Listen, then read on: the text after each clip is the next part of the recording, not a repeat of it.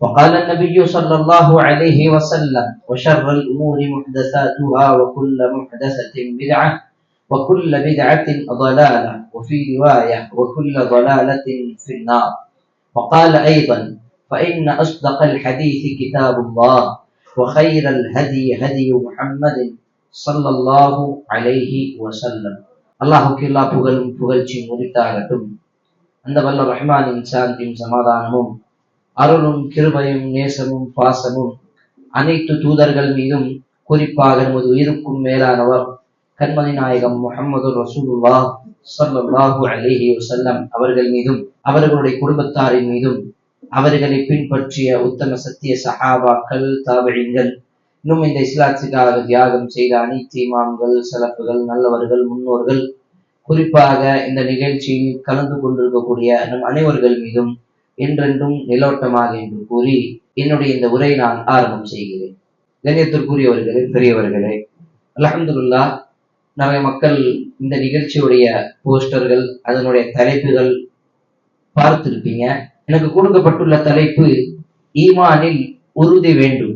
இன்ஷா அல்லாஹ் அதிகபட்சமாக ஒரு அரை மணி நேரம், உங்களுடைய ஒரு அரை மணி நேரம் போதுமானது. அதிலிருந்து குர்ஆன் ஹதீஸ் பார்வையிலிருந்து ஈமானில் எப்படி உறுதி வர வேண்டும், நம்மளுடைய வாழ்க்கையில் அந்த உறுதி எவ்வளவு அதிகமாக தேவையாக இருக்கிறது என்ற சில விஷயங்கள் கண்டிப்பாக இன்ஷா அல்லாஹ் நாம் பார்ப்போம்.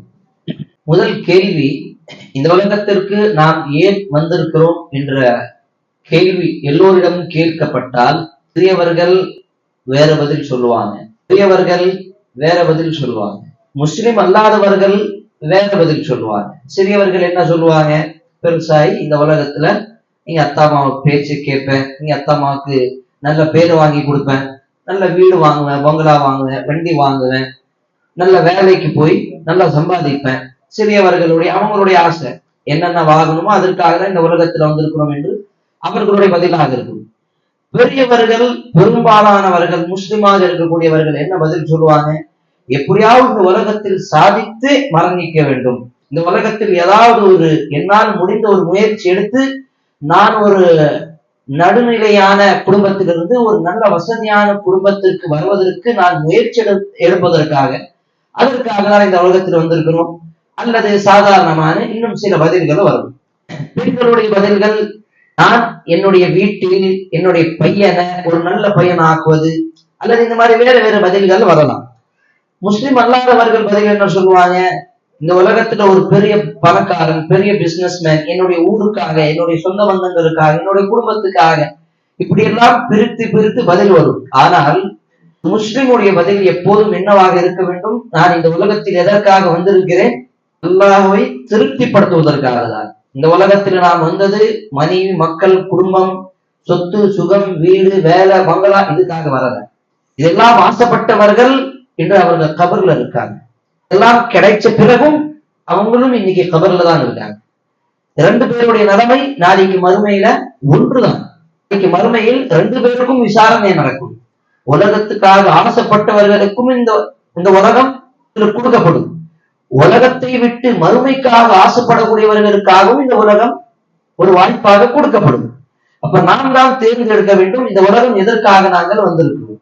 வந்திருக்கக்கூடிய நோக்கம் என்ன, இப்ப இருக்கக்கூடிய சூழ்நிலையில் என்னுடைய கடன் பிரச்சனை போகணும், எனக்கு ஏதாவது ஒரு திருமணம், நல்ல திருமணம் ஆகணும், எனக்குன்னு ஒரு நல்ல பிள்ளை பிறக்கணும், நல்ல வாரிசு வேண்டும், அல்லது எங்களுடைய குடும்பத்தில் நல்ல வசதியான குடும்பமாக இருக்க வேண்டும்.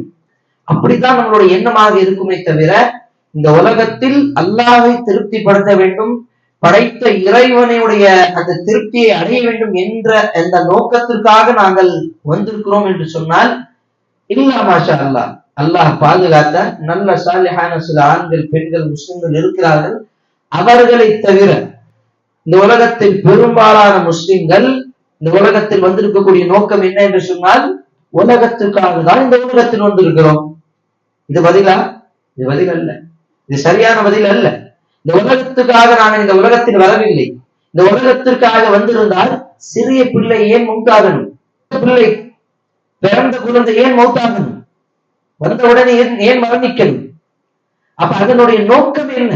இந்த உலகத்தில் அல்லாஹ்வுடைய கடமையை நிறைவேற்றும். அல்லாஹ்வுக்காக நாம் செய்யக்கூடிய கடமை, அல்லாஹ்வுடைய இபாதத், அது இந்த உலகத்தில் நாங்கள் செய்ய வேண்டும். அதுதான் சூரத்துல் ஸாரியாத்தில் 51வது அத்தியாயத்தில் அல்லாஹ் கூறுகின்றான், வமா ஹலக்துல் ஜின்ன வல் இன்ஸ இல்லா லியஅபுதூன். அல்லாஹ் சொல்லக்கூடிய வார்த்தையை கவனியுங்கள்.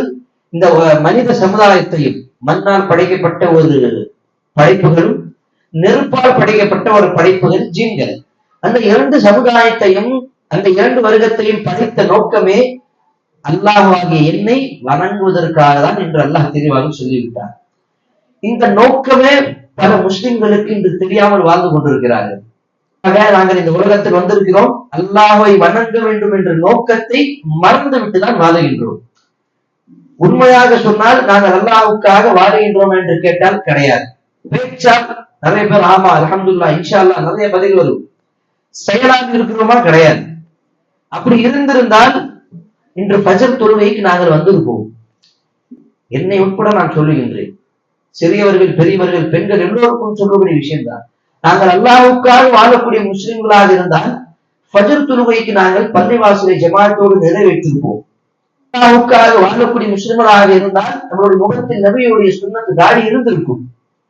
நாங்கள் அல்லாஹ்வுக்காக வாழக்கூடிய முஸ்லிம்களாக இருந்தால் நபியுடைய சுன்னாவை பின்பற்றக்கூடிய நல்ல முஸ்லிமாக நான் இருந்திருப்பேன். ஒரு யூதனை போல, ஒரு கிறிஸ்தனை போல, ஒரு இந்து கலாச்சாரத்தை அல்லது வேறொரு மதத்துடைய கலாச்சாரத்தை ஒரு நடிகனை போல அல்லது ஒரு பெரிய தலைவனை போல நம்மளுடைய முடிகளும் நம்மளுடைய உடைகளும் இருக்காது.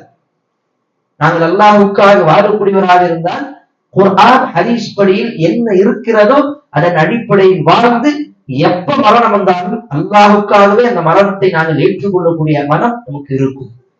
இருப்பதன் காரணமாக தான் மரணத்திலிருந்து நமக்கு பயம் வருது. இறைவனை அஞ்சக்கூடிய ஒரு முஸ்லிமுக்கு எப்போதும் மரணத்தை கண்டு பயம் வராது. இது குர்ஆனில் அல்லாஹ் பல இடங்களில் கூறியிருக்கிறான். அல்லாஹ்வின் தூதர் ஸல்லல்லாஹு அலைஹி வஸல்லம் அவர்களும் பல சந்தர்ப்பங்களில் இந்த விஷயத்தை வெளிப்படுத்தியிருக்கிறார்கள். என்ன? ஒரு இறையடியான் எப்போதும் கவலைப்பட மாட்டான். என்னுடைய மரணத்திற்கு பிறகு குடும்பத்தை யார் பார்ப்பாங்க அப்படின்னு பயம் யாருக்கு வரும்? ஒரு காஃபிருக்கு வரும். அல்லாஹ்வை மறுக்கக்கூடியவனுக்கு வரும். அல்லாஹ்வை நம்பக்கூடியவனுக்கு வராது. நான் இருந்தாலும் இல்லை என்றாலும் அல்லாஹ் என்னுடைய குடும்பத்தை பார்ப்பான் நம்பிக்கை, அந்த ஈமான் யாருக்கு இருக்கும்? அல்லாஹ்வின் மீது நம்பிக்கை வைக்கக்கூடிய முஸ்லிமுக்கு தான் இருக்கும். பல ஈமான் சம்பந்தப்பட்ட நிறைய விஷயங்களில் நமக்கு உறுதி இல்லாமல் இருப்பதன் காரணமாக தான் அல்லாஹ் நம்மை கைவிட்டு விட்டார். இதுதான் உண்மையான யதார்த்தம்.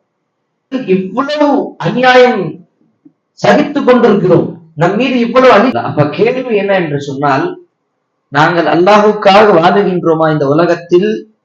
கேள்வி வந்தால் நாம் வாயால பதில் சொல்லக்கூடிய பதில் அல்ஹம்துலில்லாஹ், ஆம் என்று பதில் சொல்லுவோம். ஆனால் நம்மளுடைய செயல்கள் மூலமாக நாங்கள் அல்லாஹ்வை மதிப்பதில்லை, அல்லாஹ்வுடைய பேச்சை கேட்பதில்லை. நம்மளுடைய செயல்கள் மூலமாக நாங்கள் முஸ்லிம் என்று காட்டிக்கொள்வதே இல்லை. அதற்கு முக்கியமான காரணம் என்ன என்று சொன்னால், இந்த உலகத்துடைய ஆசை நம்முடைய உள்ளத்தில் அதிகமாக ஆழமாக பதிந்திருக்கிறது. இதுதான் காரணம். அப்ப இப்போ நம்மளுடைய உள்ளத்தில் ஈமானில் உறுதி வந்து விடுமோ அந்த நேரத்தில் நாம் பயப்படாமல் அல்லாஹ்வுக்காக வாழக்கூடிய முஸ்லிம்களாக மாறுவோம். நாங்கள் அல்லாஹ்வுக்காக வாழக்கூடிய முஸ்லிமாக மாறிவிட்டால் அல்லாஹ்வுடைய உதவி நம்மோடு எப்போது இருக்கும். நாட்டில் அல்லது நம்முடைய இந்த உலகத்தில் எத்துணை இடத்திலெல்லாம் முஸ்லிம்கள் பாதிக்கப்பட்டிருக்கிறார்களோ அத்துணை இடங்களிலும் அவர்களுடைய சோதனைக்கு காரணம் ஒட்டுமொத்தமாக முஸ்லிம் சமுதாயம் தான். அல்லாஹ் சுப்ஹானஹு வ தஆலா சூரத்துர் ராத் 13வது அத்தியாயத்தில் கூறுகின்றார், ذلك بأن الله لم يكن مغيرا. அல்லாஹ் சொல்லக்கூடிய வார்த்தை, இது ஒரு அடியான், எப்போது ஒரு சமுதாயம் மாறாதோ, தன்னுடைய நிலைமையை மாற்றி விடாதோ அதுவரை அல்லாஹ் அவர்களுடைய நிலைமை மாற்றிவிட மாட்டார். நிலைமை மாறும். நாம் எப்போதெல்லாம் நன்மையை அதிகமாக செய்ய ஆரம்பிப்போமோ அப்போதெல்லாம் அல்லாஹ்வுடைய உதவி நம்மோடு இருக்கும். இப்ப உதாரணத்துக்கு சூரத்துல் முஹம்மதுடைய இந்த வசனத்தை பாருங்க. சூரத்துல் முஹம்மது 47வது அத்தியாயத்தில் அல்லாஹ் கூறுகின்றார், யா அய்யுஹல்லதீன ஆமனூ, ஈமான் கொண்ட மக்களே, இன் தன்சுருல்லாஹ, அல்லாஹ்வுடைய மார்க்கத்திற்காக நீங்கள் உதவி செய்தால், யன்சுர் லக்கும், அல்லாஹ் உங்களுக்கு உதவி செய்வார். எப்படி? அல்லாஹ்வுடைய மார்க்கத்திற்கு நீங்கள் உதவி செய்தால் அல்லாஹ் உங்களுக்கு உதவி செய்வான், உங்களுடைய கால்களை உறுதிப்படுத்துவார். அப்ப எப்போது நம்மளுடைய கால்கள் உறுதியாக இருக்கும், எப்போது அல்லாஹ்வுடைய உதவி நம் மீது வரும், நாங்கள் அல்லாஹ்வுடைய மார்க்கத்திற்கு உதவி செய்ய வேண்டும். அல்லாஹ்வுடைய மார்க்கத்துக்கு என்னுடைய உதவி தேவை என்று கேட்டால் கண்டிப்பாக தேவை. முஸ்லிம் இல்லாதவர்கள், இஸ்லாத்தை தெரியாதவர்கள், இஸ்லாத்தை தெரிந்தும் மறக்கக்கூடியவர்கள், இஸ்லாத்தின் அடிப்படையில் தன்னுடைய வாழ்க்கையை கழிக்காமல் இருக்கக்கூடியவர்கள், அவர்களுக்கு நம்மளுடைய அழைப்பு பணியை கொடுக்க வேண்டும். இந்த இஸ்லாத்துடைய போதனைகளை இஸ்லாத்தில் இருக்கக்கூடிய நசீஹத்துகளை அறிவுரைகள் அவர்களுக்கு சொல்ல வேண்டும். ஆனால் இதையெல்லாம் நாங்கள் செய்யாமல் நமக்கே ஒரு போதனை சொல்லக்கூடிய அளவுக்கு நாங்கள் மாறிவிட்டோம். இதுதான் உண்மை. அப்ப அல்லாஹ்வுடைய உதவி எப்போது வரும்? நாங்கள் அந்த அளவுக்கு மாற வேண்டும். எந்த அளவுக்கு? நன்மை அதிகமாக செய்ய ஆரம்பித்தால் கண்டிப்பாக நமக்கு அல்லாஹ்வுடைய உதவி கிடைக்கும். ஈமானில் உறுதி இருந்தால் கண்டிப்பாக அல்லாஹ்வுடைய உதவி நமக்கு வரும். இன்னைக்கு முஸ்லிம்களுடைய நிலைமைக்கு காரணம் முஸ்லிம்களுடைய கைகள் தான்.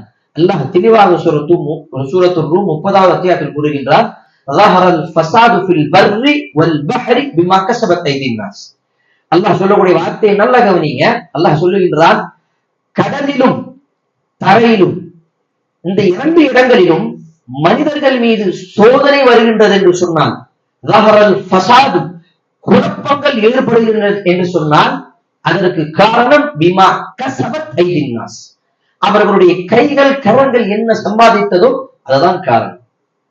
அப்ப நாங்கள் நம்மளுடைய செயல்கள் மூலமாக நன்மையை விட அதிகமாக தீமைகளை செய்கின்றோம்.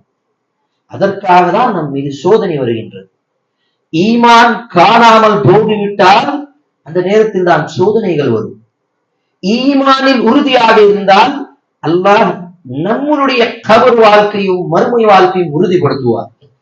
அல்லாஹ் தெளிவாக கூறுகின்றான் சூரத்துல் இப்ராஹிம் 13வது அத்தியாயத்தில், யுஸப்பித்துல்லாஹு அல்லதீன ஆமனு ஃபில் கௌலி ஸாபித் ஃபில் ஹயாத்தி துன்யா வ ஃபில் ஆখিরাহ.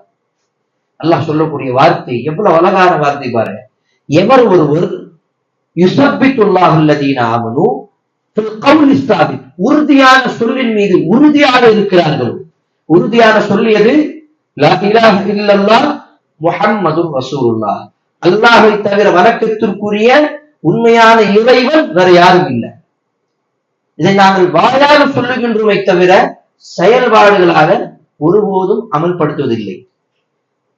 எத்தனை பாட்டு ஸ்டேட்டஸ் வைக்கிறோம், என்னைக்காவது அந்த பாட்டுல ஷிர்க் இருக்குதான்னு கவனிக்கிறோமா? அந்த பாட்டுல மியூசிக் இருக்குது, ஹராம் ஆச்சு, அதை எப்பயாவது யோசிக்கிறோமா, சிந்திக்கிறோமா? எத்தனை படங்கள், எத்தனை காட்சிகள், நம்மளுடைய தெருவில் எத்துணை முஸ்லிம் அல்லாதவர்கள், எத்துணை ஷிர்க் செய்யக்கூடியவர்கள், அதை பார்த்து நமக்கு வெறுப்பு வந்து கவலை வருதா அவர்கள் மீது? ஒருபோதும் கிடையாது. அப்ப எப்படி நம்மளுடைய ஈமானில் உறுதி இருக்கிறது? அல்லாஹ் சொல்லுகின்றார், அந்த உறுதிமிக்க சொல்லில் உறுதியாக இருப்பவர்கள், லா இலாஹ இல்லல்லாஹ், அல்லாஹ்வை தவிர வேறு யாருக்கும் நான் அஞ்ச மாட்டேன், அடிபணிய மாட்டேன், நான் செருபணிய மாட்டேன், அல்லாஹ்வுக்காக மட்டும்தான் என்னுடைய இபாதத்துகள் இருக்கும். சிறிய அமல்கள் முதல் பெரிய அமல்கள் வரை குர்ஆன்ல நீங்க நல்லா படிச்சு பாருங்க. பயம் சாதாரணமாக வரக்கூடியதுதான். ஆனால் அல்லாஹ் சொல்லுகின்றான், வலா தக்ஷவுனஹு அஹதன் இல்லல்லாஹ், பயமாக இருந்தாலும் அல்லாஹ்வை போல பயம், அவரிடம் இருக்கக்கூடிய அந்த பயத்தை தவிர வேற யாருக்கும் அந்த பயம் வரக்கூடாது.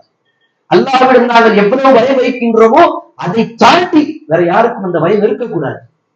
சிரிப்பு, ஒரு சந்தோஷம், ஒரு மகிழ்ச்சி, அல்லாஹ்விடம் இருக்கக்கூடிய அந்த சந்தோஷம், அந்த மகிழ்ச்சி, அந்த நேசம், அதை விட அதிகமாக வேற யாரும் மீது நேசம் வைக்க கூடாது. அப்போ சின்ன சின்ன அமல்கள், நம்மளுடைய பண்புகள், நம்மளுடைய ஒழுக்கங்கள், இதெல்லாம் அல்லாஹ்வுக்காக இருக்க வேண்டும். ஆனால் இன்று நம்மளுடைய அமல்கள், நம்மளுடைய பழக்க வழக்கங்கள் அப்படி இருக்கிறதா என்று கேட்டால் கிடையாது. சாதாரணமான விஷயம், வணக்கம் என்று சொல்லுகின்றோம். வணக்கம் எவ்வளவு பெரிய தவறான ஒரு வார்த்தை. ஒருவனை வணங்கக்கூடிய அளவுக்காக தான் இந்த வார்த்தையை பயன்படுத்துவோம். ஆனால் இந்த வார்த்தை சாதாரணமாக நாங்கள் பயன்படுத்துகின்றோம். இந்த மாதிரி பல விஷயங்கள், ஈமானுக்கு முரண்பாடான விஷயங்கள் நம்மளுடைய வாழ்க்கையில் சாதாரணமாக பாவம் என்று கருதாமலே பயன்பாட்டில் கொண்டு வந்திருக்கிறோம். அப்ப எப்படி அல்லாஹ்வுடைய அந்த உதவி நம் மீது வரும்? அதனால்தான் அல்லாஹ் கூறுகின்றான், உறுதியான அந்த சொல்லின் மீது யார் உறுதியாக இருக்கிறார்கள், நான் துவா செய்தால் அல்லாஹ்விடம் மட்டும்தான் துவா செய்வேன். நான் அழுதாலும் படைத்த இறைவன் மீது மட்டும்தான் நான் அழுவேன். நான் அதிகமாக சந்தோஷமானாலும் படைத்த இறைவன் கொடுத்த அருட்கொடை பார்த்துதான் அதிகமாக சந்தோஷப்படுவேன் என்று அந்த நம்பிக்கை ஒரு முஸ்லிமுக்கு வந்துவிட்டால் அல்லாஹ் அடுத்ததாக சொல்லுகின்றான், அவனுடைய இந்த உலக வாழ்க்கையையும் அவனுக்கு நான் உறுதியை கொடுப்பேன், அந்த மன்னரை வாழ்க்கையும் நான் உறுதியை கொடுப்பேன், மறுமை வாழ்க்கையும் நான் உறுதியை கொடுப்பேன் என்று அல்லாஹ் சொல்லக்கூடிய வார்த்தை அந்த உறுதியான வார்த்தை. குர்ஆன் பொய்யானதாக இருக்குமா? அல்லாஹ்வுடைய வார்த்தை பொய்யானதாக இருக்குமா? அல்லாஹ்தான் அதிகமாக சத்தியத்தை உண்மையை பேசக்கூடியவர். அவன் எப்படி ஒரு பொய் சொல்ல முடியும்? அப்ப அவன் சொல்லக்கூடிய இந்த வார்த்தையை நாங்கள் ஏன் கவனிக்கவில்லை? அல்லாஹ் சொல்லுகின்றான், ஈமானில் நீங்கள் உறுதி கொண்டு வந்தால் மறுமை வாழ்க்கையிலும் மன்னரை வாழ்க்கையிலும் உங்களுக்கு நாங்கள் உறுதியை கொடுப்போம். திடீர் மரணம், ஏதோ ஒரு பாவத்தில் இருக்கிறோம், திடீர்னு ஒரு பாட்டு பாடிக்கிட்டு இருக்கிறோம், டான்ஸ் ஆடிக்கிட்டு இருக்கிறோம், அந்நிய பெண்ணோடு பேசிட்டு இருக்கிறோம், தவறான காட்சிகளை பார்த்துட்டு இருக்கிறோம், ஹராமான காரியத்தை பண்ணிக்கிட்டு இருக்கிறோம், சிகரெட்டை குடிச்சு தவறான போத பழக்க வழக்கங்களில் இருந்து அல்லது எல்லாம் ஹராமாக்கிய தடுத்த பொய் புறம் இந்த மாதிரி என்னென்ன ஹராமான விஷயங்கள் இருக்கிறதோ அந்த பாவத்தில் நாங்கள் மூழ்கி இருக்கும் பொழுது திடீர்னு அல்லாஹ் அந்த மூச்சை எடுத்து விட்டு மரணத்தை கொடுத்து விட்டால் அந்த நேரம் என்னவாகும்? இதை நாங்கள் ஒருபோதும் சிந்திப்பது கிடையாது. சிந்தித்தால் ஒரு மனிதனுக்கு அதுதான் படிப்பினையாக இருக்கும். ஏனால் மரணம் அதுவே போதுமானது அறிவுரைக்கு. அந்த மரணத்தை பார்த்து அவனுக்கு அந்த போதனை அதுவே போதுமானது, அந்த அறிவுரை அவனுக்கு அது போதுமானது. ஆனால் எத்தனை மரணங்கள் நம்மளுடைய குடும்பத்தில் பார்க்கின்றோம், நம்மளுடைய உறவினர்களில் பார்க்கின்றோம். ஆனாலும் நமக்கு அந்த ஏன் அந்த அந்த அதிலிருந்து ஒரு படிப்பினை நாங்கள் ஏன் எடுக்கவில்லை? ரமதான்ல மட்டும்தான் பள்ளிவாசலுக்கு போவது, நமக்கு எப்போதெல்லாம் தோணுகிறதோ அப்போதெல்லாம் குர்ஆனை படிப்பது. குர்ஆனை படிக்காமல் இருக்கக்கூடிய பல முஸ்லிம்களும் இருக்கிறார்கள். அல்லாஹ் காப்பாற்ற வேண்டும். அப்ப ஈமானில் உறுதி இருந்தால்தான் அல்லாஹ் நமக்கு உதவி செய்வான், அல்லாஹ் நமக்கு உறுதிப்படுத்துவான். இந்த உலக வாழ்க்கையிலும் சரி, அந்த மன்னரை வாழ்க்கையிலும் சரி, இந்த மறுமை வாழ்க்கையிலும் சரி. அல்லாஹ் சொல்லக்கூடிய வார்த்தை இன்னல்லதீன காலு, சூரத்துல் ஃபுஸ்ஸிலத் 41வது அத்தியாயத்தில் அல்லாஹ் கூறுகின்றார், இன்னல்லதீன காலு, நிச்சயமாக எவர்கள் சொல்லுகிறார்கள், காலு ரப்புனல்லாஹ், எங்களுடைய இறைவன் அல்லாஹ்தான், அந்த ஈமானில் உறுதியாக நிற்கிறார்களோ, ததனஸ்ஸலு அலைஹிமுல் மலாயிகா, அந்த நேரத்தில் மரண நேரத்தில் மலக்குமார்கள் வருவார்கள். அலைஹிமுல் மலாயிகா, ஒன்றல்ல இரண்டல்ல, மலக்குமார்களுடைய கூட்டம் வரும். ததனஸ்ஸலு அலைஹிமுல் மலாயிகா, மலக்குமார்கள் வந்து என்ன சொல்வார்கள்? பயப்படாதே, கவலைப்படாதே. என்னது? பயப்படாதே, கவலைப்படாதே.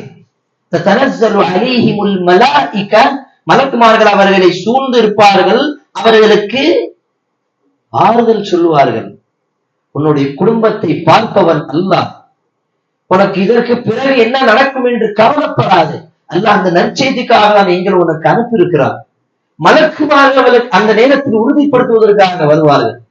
இந்த நல்வாக்கியம் யாருக்கு கிடைக்கும்? அல்லாஹ்வின் மீது உறுதியாக ஈமான் வைத்து அதன் அடிப்படையில் வாழக்கூடிய முஸ்லிம்களுக்கு தான். அது ஆணாக இருந்தாலும் பெண்ணாக இருந்தாலும். அல்லாஹ் அதுக்கப்புறம் சொல்வான், உதுகுல் ஜன்னah, நாளை மறுமை நீங்கள் சொர்க்கத்தில் செல்லுங்கள், சொர்க்கத்தில் சென்று நிரந்தரமாக அதிலே இருங்க. இந்த உலக வாழ்க்கையில் அல்லாஹ்வின் மீது உறுதியாக ஈமானில் இருப்பதன் காரணமாக பல சோதனைகள், தடங்கள், கஷ்டங்கள், சிரமங்கள் வந்தது. அதெல்லாமே தாண்டி பொறுமையாக இருந்து அல்லாஹ்வுக்காக நீங்கள் சபர் செஞ்சீங்க. அதன் காரணமாக அல்லாஹ் நாளை மறுமையில் சொல்வான், அது சாதாரண வாழ்க்கை, இது நிரந்தரமான வாழ்க்கை. அந்த மறுமை வாழ்க்கையில் உதுகுல் ஜன்னah, சொர்க்கத்தில் நீங்கள் நிரந்தரமாக இருங்கள். எந்த கவலை, எந்த கஷ்டம், எந்த சோதனைகளும் வராது. எப்போதும் நீங்கள் இளமையாக உங்களோட குடும்பத்தோடு நீங்கள் சந்தோஷமாக இருக்கலாம்.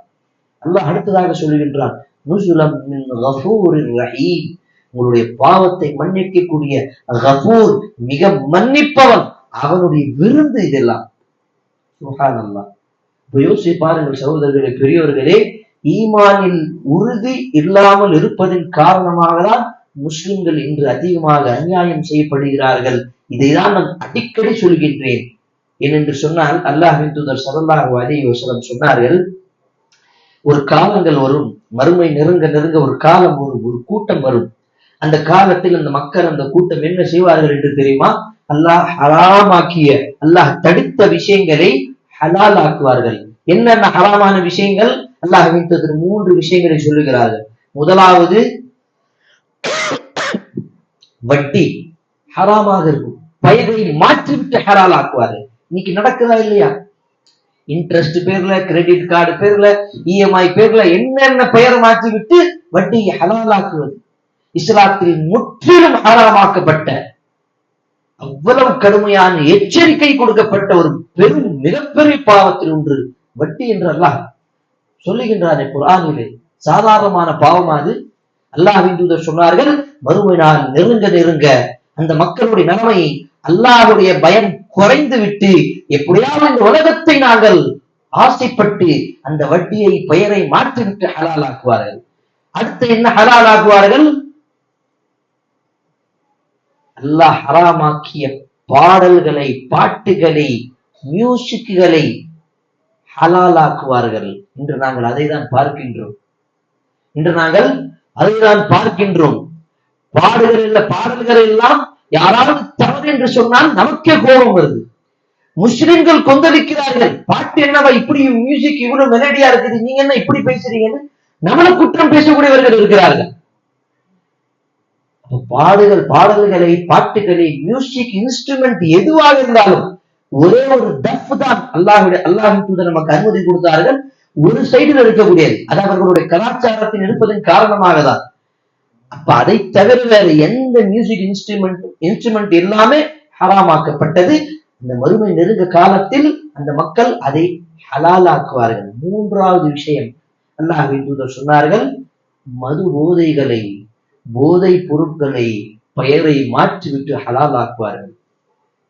இன்னைக்கு சின்ன பேனால இருந்து, சின்ன பாக்கெட்டு, சின்ன சின்ன பொருள்கள் இருந்து பெரிய பெரிய அவ்வளவு போதை பொருள்கள் சாதாரணமாக சொல்ல வேண்டியது இருக்கிறது. முஸ்லிம் கல்லூரிகளில் முஸ்லிமாக இருக்கக்கூடிய இளைஞர்கள் பாக்கெட்டுல பேனா இருக்கிறதோ இல்லையோ, அவர்களுடைய பாக்கெட்டில் போதை பொருள்கள் இருக்கிறது. என்னுடைய கண்களால் பார்த்த பல சம்பவங்கள். ஆனால் பேர் முஸ்லிம் இளைஞர்களும் முஸ்லிம் கல்லூரிகள். பல ஆசிரியர்களுக்கு தெரியாது, பல மாணவர்களுக்கு தெரியாது, கூட இருக்கக்கூடிய அந்த பள்ளி அந்த நண்பர்களுக்கு தெரியாது. ஆனால் கொஞ்சம் கொஞ்சமாக அதை அப்படியே இந்த ஷைத்தானுடைய வஸ்வசாவில் விழுந்து அதை ஹலாலாக்குகிறார்கள். அல்லாஹ்வின் தூதர் முற்றிலும் தவறாக ஹராமாக்கி வந்து ஒரு ரைப்பான ஹதீஸாக இருந்தாலும் அல்லாஹ்வின் தூதர் சொல்லுகிறார்கள், இந்த போதை, இந்த மதுபானம் இருக்கிறது, இதுதான் உம்முல் ஹபாயிஸ், பாவத்துக்கெல்லாம் தாய். இது வந்து விட்டால் ஷைத்தான் எதை வேணாலும் செய்ய ஆசைப்படுவான், எல்லாமே சாதாரணமாக செஞ்சு விடலாம். அப்ப அவ்வளவு சாதாரண, அவ்வளவு பெரிதாக இருக்கக்கூடிய பாவத்தை இன்று முஸ்லிம் இளைஞர்கள் ஹலாலாக்கி விட்டார்கள். அதனால்தான் சொல்லுவார்கள், ஒரு சமுதாயத்தை தோட்டி விட வைக்க வேண்டும், அவர்களை தோக்க வைக்கணும் அப்படின்னு சொன்னா அந்த சமுதாயத்தில் இருக்கக்கூடிய பலமாக இருக்கக்கூடிய இளைஞர்களை டார்கெட் பண்ணி அவர்களை பலவீனமாக்குங்கள். பெண்கள் சம்பந்தமாக, போதைப் பொருட்கள் சம்பந்தமாக. அப்ப ஈமானில் உறுதி இல்லாமல் இருப்பதன் காரணமாக தான் இந்த பாவங்கள் நடக்குது. ஈமானில் உறுதி இருந்தால், என்னுடைய கண்களுக்கு முன்னால் ஒரு பெண் ஆடி இல்லாமல் இருந்தால் என்னுடைய கண் கீழே தான் இருக்கும். இது இறைவனுடைய கட்டளை. அது அந்த நம்பிக்கை எப்போது வரும்? ஈமானில் உறுதி இருந்தால் வரும். அந்த நம்பிக்கை எப்போது வரும்? யூசுப் அலைஹிஸ்ஸலாம் எவ்வளவு அழகான சம்பவம். கதவை சாத்திட்டாங்க, யாரும் பார்க்கல, ஒரு மிகப்பெரிய ஒரு அழகு. ஆனாலும் அந்த தவறை பார்க்காமல் அல்லாஹ்வுடைய பாதுகாப்பு எனக்கு தேவை என்று அழுது அல்லாஹ்விடம் பிரார்த்தனை கேட்டார்கள். அப்படியாவது இன்று இளைஞர்கள் இருக்கிறார்களா? சொல்லுங்கள் பார்ப்போம். எப்போதான் விபச்சாரம் கிடைக்க நேரம் கிடைக்குமோ, வாய்ப்பு கிடைக்குமோ என்று துடிக்கக்கூடியவர்கள் தான் இருக்கிறார்கள். அல்லாஹு அக்பர். அல்லாஹ் பாதுகாக்க வேண்டும். நாங்கள் அல்லாஹுடைய தூதர் முஹம்மது நபி ஸல்லல்லாஹு அலைஹி வஸல்லம் அவர்களுடைய சமுதாயம், நாம் நம்முடைய தூதருடைய பெயரையும் இந்த இஸ்லாத்தையும் விமர்சனம் செய்வது நம்மளுடைய கைகள் மூலமாக இது சரியல்ல. நாங்கள் நம்முடைய செயல்கள் மூலமாக அல்லாஹ்வின் தூதரை தவறாக பேசுகின்றோம். மற்றவர்கள் எல்லாம் ரசூலுல்லாஹ் வாயால தவறாக பேசுறாங்க, நாம செயலால ரசூலுல்லாஹ் திட்டுறோம். ரசூலுல்லாஹ் சொல்றது இல்லாம செய்யாம அவங்க என்ன சொல்றது, நான் எனக்கு நினைச்சபடிதான் செய்வேன் அப்படின்னு ரசூலுல்லாஹ்வுக்கு எதிர்ப்பது. எந்த நபி போதைப் பொருளை அவ்வளவு தடுத்தார்களோ, ஒரு நேரத்தில் அல்லாஹ்வுடைய தூதர் உடைய கடைசி காலகட்டத்தில் மது எல்லாம் ஹராம் என்று சொன்ன பிறகு மதீனாவுடைய தெருவில் எல்லாரும் தன்னுடைய வீட்டில் புதைத்திருக்கக்கூடிய எல்லா மதுபாதங்களையும் கீழே போட்டு ஒரு ஆடு மாறி ஓடுது என்று வரலாற்று நமக்கு சொல்லுது. ஆனால் இன்னைக்கு நியூஸ் பேப்பர் எடுத்து படித்து பாருங்க, முகம்மது ஜாபிர், முகம்மதுடைய பெயரை நாசமாக்கக்கூடிய ஒரு இளைஞன் அதே பெயர் எடுத்து எதற்காக? போதை வழக்கில் கைதானவர். அல்லாஹ் அக்பர். நபியுடைய தூதரை நாங்கள் எவ்வளவு கேவலப்படுத்துகின்றோம். அவருடைய சமுதாயமாக இருந்து அவருக்காக நாங்கள் ஒரு நல்லதையும் செய்யாமல் அவருடைய பேச்சை எப்படியெல்லாம் கேட்க முடியாமல் இருக்க வேண்டுமோ அப்படியெல்லாம் நாங்கள் கேவலப்படுத்துகின்றோம். இது ஒரு சமுதாயத்திற்கு சரியான ஒரு காரியம், ஒரு நல்ல அமல் கிடையாது. சகோதரர்களே, பெரியவர்களே, அல்லாஹுக்காக வாழக்கூடிய முஸ்லிம்களாக மாறுவோம். அல்லாஹுக்காக இந்த உலகத்தில் மரணிக்கக்கூடிய முஸ்லிம்களாக மாறுவோம். நம்மளுடைய நிலைமை எப்போது மாறுமோ அல்லாஹ் அப்போதுதான் நம்மளுடைய நிலைமை மாற்றி விடுவான். அல்லாஹுடைய மார்க்கத்திற்காக நாங்கள் உதவி செய்ய ஆரம்பித்தால் அல்லாஹ் நமக்காக உதவி செய்ய ஆரம்பிப்பான். வசனத்தை படித்து பாருங்கள். அல்லாஹ் அடிக்கடி சொல்லுகின்றான், அல்லாஹை அஞ்சி வாழக்கூடிய மக்களுக்கு அல்லாஹ் வழியை ஏற்படுத்தி விடுவான். எப்படி? அவர்களுடைய சிந்தனை போகாத எட்டாத அளவுக்கு அதிலிருந்தெல்லாம் அல்லாஹ் அவர்களுக்கு உதவி செய்வார். ஆனால் ஒரே ஒரு விஷயம், அல்லாஹ்வை பயந்து வாழக்கூடிய முஸ்லிம்களாக மாற வேண்டும், ஈமானில் உறுதி வேண்டும். அதற்காக நாங்கள் குர்ஆனை படித்து ரசூலுல்லாஹ்வுடைய போதனைகளை பின்பற்றி பள்ளிவாசலை ஐவேலும் தொழுகை கடமையை சரியாக நிறைவேற்ற வேண்டும். அப்போதுதான் அந்த ஈமான் அதிகரிக்கும். ஈமான் அதிகரிப்பதற்கு இஸ்லாத்தில் இருக்கக்கூடிய நல்ல அமல்களை செய்தால் கண்டிப்பாக நம்மளுடைய ஈமான் இன்ஷா அல்லாஹ் அதிகரிக்கும். அல்லாஹ் ரஹ்மான் அனைவருக்கும் இந்த ஈமான் அதிகரிக்கக்கூடிய காரியங்களை அதிகமாக செய்யக்கூடிய இந்த வாக்கியத்தை தந்த அருள் புரிவாராக. என்று இப்போ இன்ஷா அல்லாஹ் ஒரு சிறிய கேள்வி பதில் ஒரு 10 நிமிடம் அல்லது 15 நிமிடம் இன்ஷா அல்லாஹ் இது சம்பந்தமாக அல்லது வேற எதுவும் சம்பந்தமாக இருந்தால் இன்ஷா அல்லாஹ் கேள்வி கேட்கலாம். அல்லாஹ் ரஹ்மான் அனைவருக்கும் நல்ல முஸ்லிமாக வாழ்ந்து மரணிக்கக்கூடிய நல்ல ஒரு வாக்கியத்தை கொடுத்து அருள் புரிவானாக. ஆமீன். வक़ூலு கௌலி ஹாதா வஸ்தக்ஃபிருல்லாஹ லி வ லக்கும் வ லிஸாயிரில் முஸ்லிமீன் மின் குல்லி தம்பின் ஃபஸ்தக்ஃபிருஹு இன்னஹு ஹுவல் கஃபூருர் ரஹீம். வஸ்ஸலாமு அலைக்கும் வ ரஹ்மத்துல்லாஹி வ பரகாத்துஹு.